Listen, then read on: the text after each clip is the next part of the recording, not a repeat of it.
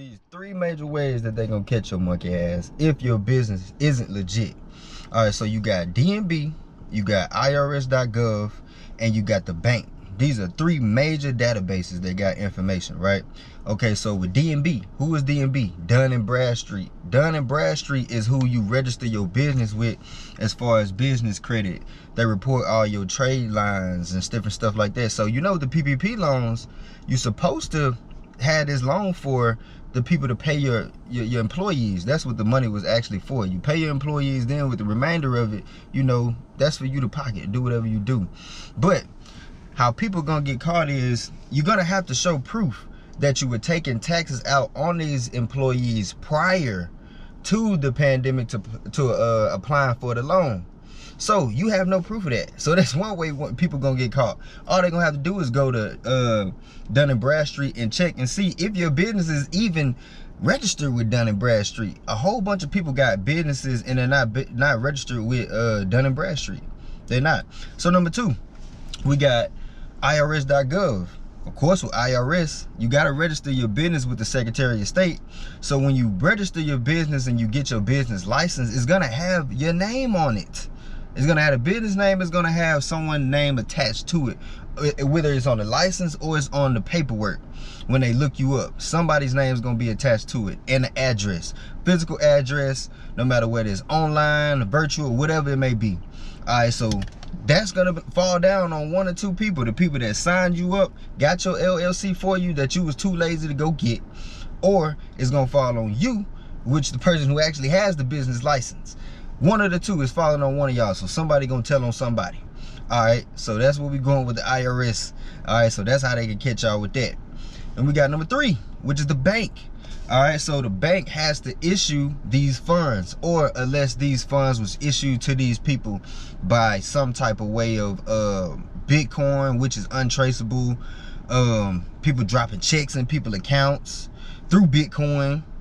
And y'all know when these people run these frauds, I know a lot of people then fell victim and been a part of dropping checks, people doing bank fraud as far as dropping checks in people's accounts and stuff like that. It's not gonna work. Every single time when people do that, the person's account that the check gets dropped into, the money is either gonna get flagged for being wire fraud, or it's either gonna fall through and they're gonna catch it later of it being wire fraud, and they're gonna charge you, even though you may even get the bread, they're gonna end up charging you for all the money you took, and they're gonna close the account, or they're gonna garnish the money some kind of way. I've seen it happen over and over and over and over again, right? So with the bank, whoever account this money is issued into, they're going to be able to go and prosecute these people. They're going to be able to go and find you. They got your address, they got your name, they got everything, social security number, all that with the bank account. So where you going? You ain't running or hiding from shit. Even with the people that's scamming, they got IP addresses. These scammers, they get dumb too. They got IP, they get so caught up trying to get the bread, they get caught up with leaving themselves vulnerable. IP addresses, Apple iPhones, Androids. Look, I got some partners that work for Apple fraud, and best believe I don't give a damn who you are. They will find you. They will take over your whole phone. I've actually seen it. Take over your whole cell phone, bro. You won't have to do shit. You'll be on here pressing buttons, and buttons will be pressing and going through shit. Real talk. They don't need any valid information. All they need is a first name, last name. They even get a person that you know or a picture. That's it, to get into all your information and just totally take over the phone. Even with your car, try to take off and get away and go rogue. Call yourself going rogue in your car. Nigga, you ain't going nowhere. If you got a key fob, you fucked. You feel what I'm saying? You're tracked. Your bank card has a chipping device in it. You know, so you're tracked everywhere, all across the board. It's an average that every human in America and across the globe too is on camera as about 200 times a day at some point in time or location. There's cameras everywhere. You feel what I'm saying? So there's really no getting away with this shit. So that's one of the 3 easiest ways they're gonna be able to find people. It's just that simple. It's just that simple, y'all. And let me put y'all on game with these charges too, because a lot of people still don't realize what they're really getting themselves into. When it comes to wire fraud, when it comes to bribery, anything that's considered as a organization, you doing shit as a group, these people that's the scammer and the actual person, or even if it's a third party person, that's considered as conspiracy.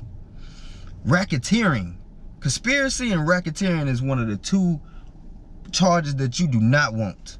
Ask 6ix9ine, ask Young Thug, ask Gunna, ask Casanova 2 times, ask Boosie. You feel what I'm saying? These are people that done caught these type of charges. Ask Hood Rich Pablo 1. He going through a RICO racketeering charge right now. So with racketeering and conspiracy, they don't have to prove that you doing these things that they say that you doing. They don't. Bribery, getting someone's information saying, hey, I can drop a check in your account. Give me your password and your login information. That's racketeering. That's bribery for funds. Or if y'all in a circle together and y'all know what the hell going on, that's conspiracy. So you gotta really watch and pay attention to what you really getting yourself into, man. Them charges are not hard, not easy to beat. I ain't seen nobody beat them yet. So shit, hey, it's one thing to keep in mind, man. These racketeering. Let me look this shit up right here, right quick, cause I want y'all to really get a real understanding. I got a criminal justice degree. I know how this shit works. That's how I can able to tell y'all this shit from the flip side, the wrong and the right side, cause I done did both, or studied both. So, what is racketeering? Racketeering is a type of criminal activity which money is extorted from a victim by threat or force. One of the most common forms of protection racket in which a criminal entity causes a problem and sells protection against that problem. And you know, it's 3 different type of forms of racketeering. Let's say the mafia has been linked to cases of racketeering. Bribery, like I say, is a common form of racketeering. Drug trafficking is a form of racketeering. Kidnap is a form of racketeering. So you see how complex this shit can get when you get yourself into situations. The only nigga I know that beat racketeering is 6ix9ine, and that's because he told and he's supposed to, because he's not a gang member. You go and rob this man, extort him for his funds, fucking his baby mama. What else you expect him to do? And he wasn't a gang member to begin with. And y'all going by, oh, he a snitch, he a rat. Nah, he ain't no snitch, he ain't no rat. Y'all knew that boy wasn't no gang member in the first place. Since when niggas started letting Mexicans get in the gang? Since when Mexicans started letting niggas join their gang? So how you gonna be mad at somebody for telling on you? So that's the only person I know that done beat racketeering charge, by telling. And that's the only way you gonna beat it, is by telling. And that's if you get the opportunity to get out free. Because a lot of time, even though when you do tell, you gonna get some time too. So it is what it is, man. Be smart out here, bruh. If you're not armed with knowledge, bruh, you will be abused. A lady asked earlier, and she was saying that the IRS was, she had an interview with the IRS, and they was hiring like 6,000 more agents or whatever to, you know, really catch all these different people and stuff like that. And she was saying that she live in like a 2 red light town, and all these people apply for these loans and stuff, and they ain't got no business, no nothing. You feel what I'm saying? And I just said, you know, I look at it like this, you know, like I say, our people are not equipped with knowledge, so we're being abused. Just like, and she was saying, even in some instances, she said that she worked with the people. She said she didn't call it to where people are, the scammer called, and the person that's with the scammer, with the information, they calling too. Both of them on the same line. So a lot of that's going on, because these scammers, they gonna want to know what's going on. They want to hear, and they want full control of what's going on too. So they want all your information. They want you to be able to get on the phone, because a lot of times when it comes to situations and stuff, as far as security, you're gonna have to they're gonna ask you for either face verification ID, or they're gonna have you on the phone giving certain information. So that's what they know, and they want control. And our people are being controlled and abused, all in the name of money. And I know our people want money, man. That's what we want. But we won't equip ourselves with the knowledge. And we're being abused. We go and get basketball coaches, football trainers, basketball trainers, boxing coaches. No matter what it may be as far as sport, we go and get coaches and trainers for it. But we ain't got no coach or no trainer when it comes to financial literacy or getting no money. And we find ourselves in a predicament that we're in today, and wondering why, and asking why, and pointing why, and blaming this and blaming that, and this race and that race.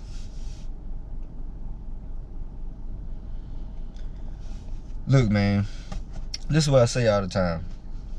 The difference between being rich and poor is not the money, it's the information. Make sure y'all tap into superbgrowup.net. You can get all your wholesale apparel if you need that for your brands. You also can purchase the vendor packs on superbgrowup.net. We got $350 vendor packs. We have $500 vendor packs. The $350 vendor pack consists of 3 of the nation's best top textile wholesale vendors that you'll have access to. And the $500 package is 11 of the nation's top best textile vendors that you can have access to build your brand, build your business. We have more than just cotton-based textile apparel. We have things such as home decor, anything you can think of in the home, guys. Anything you can think of outside the home. You know, you just have to give it, you know, a look at what we got. If you would like to know everything that we have to offer, you can always look in the descriptions of the vendor packets online, and it'll tell you everything we got to offer. On the flip side, guys, if you guys want the merch, Black Love is Black Power, I got that on right here. You can get that on superbgrowup.net also, man. And I got the Jack of All Trades merch that'll be dropping at the end of this month, and I'll be keeping y'all updated on what those look like and how they come out to be.